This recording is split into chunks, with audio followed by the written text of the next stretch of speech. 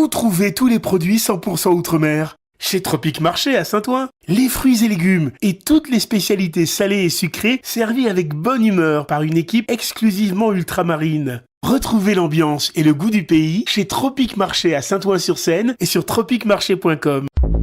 Martinique Actualité.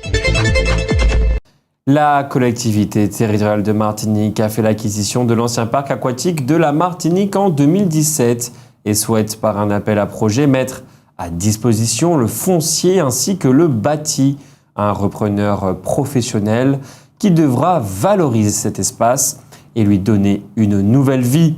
Le projet d'exploitation de l'espace bâti et de la réserve foncière attenante devrait à terme favoriser la redynamisation de la commune du Carbet.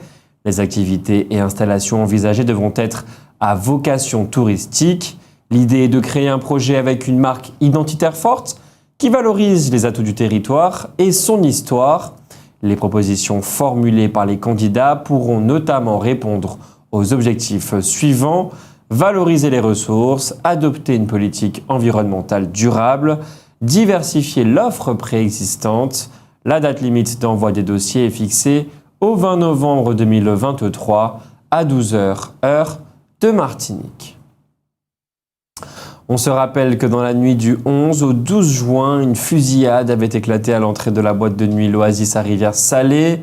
Un vigile, Steve Saint-Fond, âgé de 32 ans, avait été tué d'une balle dans la tête. Son meurtrier a été arrêté la semaine dernière et mis en détention provisoire. 2 autres personnes ont été placées sous contrôle judiciaire.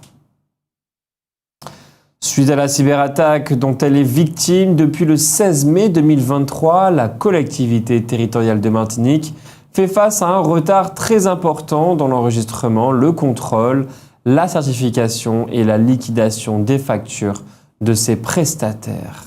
En conséquence, le président du conseil exécutif a demandé à l'ensemble de l'encadrement concerné par les questions financières au sein de chaque direction de la collectivité de se mobiliser à 100% et pendant une durée d'1 mois à compter du mardi 26 septembre sur la question de la liquidation des factures en stock. Les affaires courantes seront cependant assurées, le versement des aides et des prestations sera réalisé, l'accueil des publics se fera aux horaires habituels. Rappelons que 5 syndicats ont appelé à la grève à compter d'aujourd'hui, 25 septembre.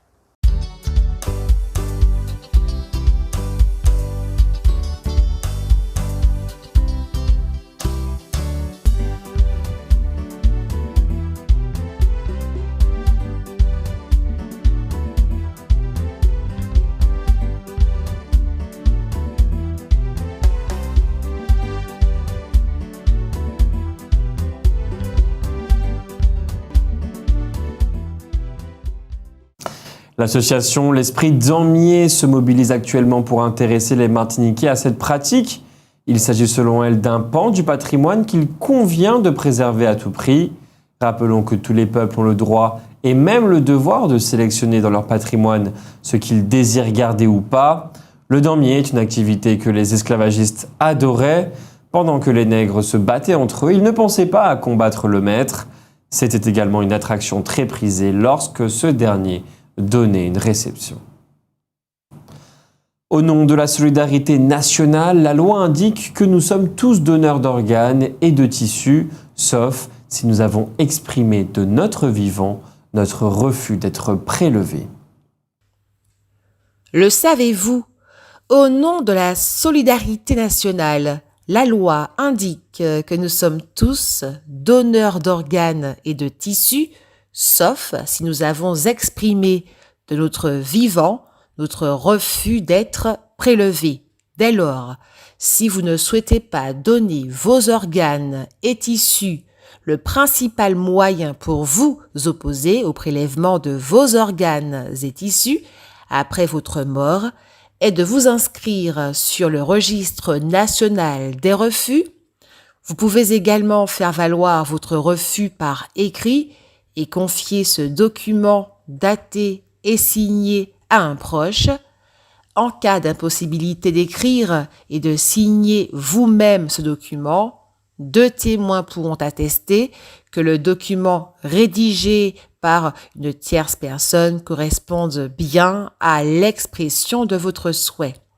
Enfin, vous pouvez communiquer oralement votre opposition à vos proches qui devront en attester auprès de l'équipe médicale.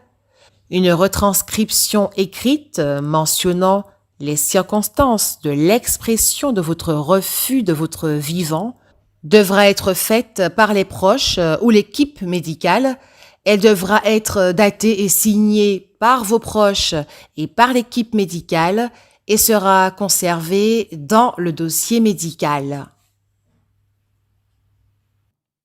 Catherine Conconne a été réélue sénatrice de la Martinique dès le premier tour et à une écrasante majorité, 479 voix. Elle fera donc un second mandat. L'autre sénateur élu est Frédéric Buval, le maire de Trinité. Ils siégeront dans une assemblée de 348 membres dont la principale mission est de voter la loi avec l'Assemblée nationale. Au cas où les deux assemblées ne seraient pas d'accord sur un projet ou une proposition de loi, c'est l'Assemblée nationale qui a le dernier mot. Cette dernière peut cependant être dissoute par le président de la République. Ce n'est pas le cas pour le Sénat. Le président de la République, Emmanuel Macron, a confirmé la tenue d'une conférence sociale sur les bas salaires. Cette conférence, prévue le 16 octobre prochain au CESE, le Conseil économique, social et environnemental, sera dirigée par Elisabeth Borne et se concentrera sur les carrières et les branches professionnelles dont les salaires sont en dessous du salaire minimum, autrement dit le SMIC. Selon le ministre du Travail, Olivier Dussopt, sur les 170 branches professionnelles, environ 140 ont au moins un niveau de salaire inférieur au SMIC, avec des négociations en cours dans une soixantaine d'entre elles. L'objectif du gouvernement est de laisser les partenaires sociaux négocier tout en les supervisant pour garantir des résultats. Affaire à suivre donc. Le grand concept développé toutes ces dernières années par Catherine Conconne est incontestablement le « aller virer », inciter les Martiniquais qui sont ailleurs à retourner dans leur pays et les y aider. Ce concept a immédiatement été adopté et mis en œuvre par Serge Letchimy, devenu président du conseil exécutif de la collectivité territoriale de Martinique. Catherine Conconne a laissé faire sans jamais revendiquer la paternité du concept. C'est assez inhabituel dans le monde politique. La guerre des télévisions existe bien et elle prend parfois des formes surprenantes. Ainsi, puisque le partenaire privilégié de l'élection de Miss Martinique est ATV, les journalistes de Martinique Première n'ont à aucun moment parlé de cette manifestation. On se demande bien entendu si c'est parce qu'ils estiment que c'est un événement qui ne mérite pas qu'on en parle, ou s'ils ont reçu l'ordre de leur direction de ne pas en parler. Dans les deux cas, c'est surprenant, surtout dans un média du service public. Nous avons reçu de la collectivité territoriale de Martinique un communiqué qui dit ceci. Dans la perspective de la réforme de l'octroi de mer annoncée par l'État pour décembre 2024, lors de l'examen du projet de loi des finances 2025, le président du conseil exécutif, Serge Letchimy, et le ministre des Finances, Bruno Le Maire, avaient acté dès le 6 septembre 2023 le démarrage d'un travail CTM-État autour de propositions concrètes dans la perspective de cette réforme. Afin de préparer cette échéance, le président du conseil exécutif a initié une consultation du monde économique en rencontrant le 12 septembre 2023 les associations de socio-professionnels, AMPI, MEDEF, CPME, FTPE, etc., auquel il a proposé la constitution d'un groupe de travail multipartite pour formuler des propositions concrètes à Bercy. Convié, le président de l'association des maires s'était excusé, mais la CTM se félicite qu'une initiative connexe ait été prise de réunion des maires sur ce sujet. Ce groupe de travail sera composé d'élus et d'experts de la collectivité territoriale, de délégués, de l'association des maires et des représentants des principales organisations socio-professionnelles de Martinique. Ce groupe aura également vocation à poursuivre les discussions avec les équipes du ministère des Finances chargées de la préparation de la refonte de cet outil fiscal en coordination avec les autres collectivités et socio-professionnels concernés en Outre-mer. Les différentes organisations sont invitées à désigner un représentant afin que les travaux débutent rapidement. En France, on observe le retour au Sénat du Rassemblement national avec 3 élus. On observe également qu'Annick Girardin a été élue à Saint-Pierre et Miquelon. C'est la première fois depuis 1986 que le Parti progressiste martiniquais ne compte aucun sénateur. La nouvelle loi française qui réglemente les activités des influenceurs a profondément impacté le marché du placement de produits. De nombreux jeunes rêvant de devenir influenceurs sont ainsi en pleine désillusion actuellement. Les tarifs pour les placements de produits ont chuté, passant de 2000 à seulement 300 € en moyenne sur Instagram, par exemple. La télé-réalité, qui autrefois garantissait des contrats avec des agences de marketing d'influence, voit ses audiences diminuer, poussant les productions télé à rechercher de nouveaux visages moins connus.